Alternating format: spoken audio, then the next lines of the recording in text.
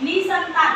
निसंतान म्हणजे ज्याला मुलं बाळ होत नाही अशा व्यक्तीमध्ये एकतर भरपूर सारे प्रॉब्लेम असतात त्यांच्यामध्ये आणि त्यामुळे त्यांना काय होत नाही, मुले बाळ होत नाही. अशा व्यक्तीसाठी विज्ञान आज खूप प्रगती केली आहे विज्ञानाने. आणि विज्ञान काय करते, विज्ञानाने हे दोन सगळ्यात महत्त्वाच्या या दोन टेक्निक आलेल्या आहे. फर्स्ट आहे आयव्हीएफ. काय आहे पहा, ज्याचा लॉंग फॉर्म तुम्हाला भरपूर वेळा विचारलेला आहे, बोर्ड एक्झाम मध्ये लॉंग फॉर्म भरपूर वेळा विचारले. तर आयव्हीएफ म्हणजे काय, in vitro fertilisation. In vitro fertilisation म्हणजे काय बघा, या प्रोसेस मध्ये काय केलं जातं, जी फिमेल असते, फिमेलच्या ओव्हरीमधून मदर जे आहे, फिमेल जे आहे, फिमेलचा ओव्हम काढून घेतला जातो, जो मेल आहे मेलचा स्पर्म काढून घेतला जातो. यांना लॅब मध्ये फर्टिलाइज केलं जातं.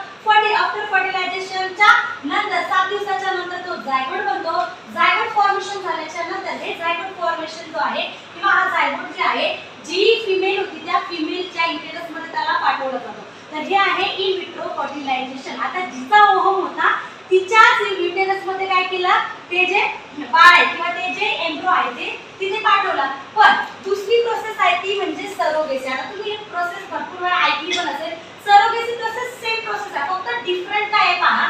सरोगेसी मध्ये पण काय केलं जातं, जो फिमेल आहे फिमेलच्या ओव्हम मधून काय केलं जातं, फिमेलच्या ओव्हरी मधून ओव्हम काढून घेतला जातो, मेलच्या स्पर्म काढून घेतला जातो. लॅब मध्ये त्याला फर्टिलाइज केलं जातं. फर्टिलायझेशनच्या नंतर काय होतं, झायगोट फॉर्मेशन झाल्याच्या नंतर आता ज्यावेळेस झायगोट फॉर्मेशन होतं त्यावेळेस जो झायगोट आहे किंवा जो एम्ब्रो आहे तो एम्ब्रो त्या मदरच्या युटेरस मध्ये पाठवला जात नाही, तर दुसऱ्या कोणत्यातरी एका मदरच्या युटेरस मध्ये त्याला पाठवला जातो. आता ही जी मदर आहे त्या मदरला सरोगेसी मदर म्हटलं जातं.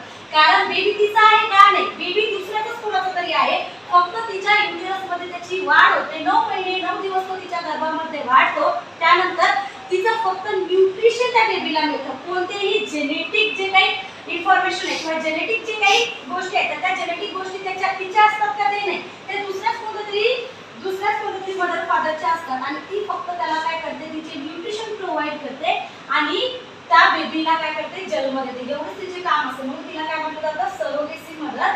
आणि तो जो बेबी आहे त्या बेबीला म्हटलं जातं सरोगेसी बेबी. त्या बेबीला काय म्हटलं जातं,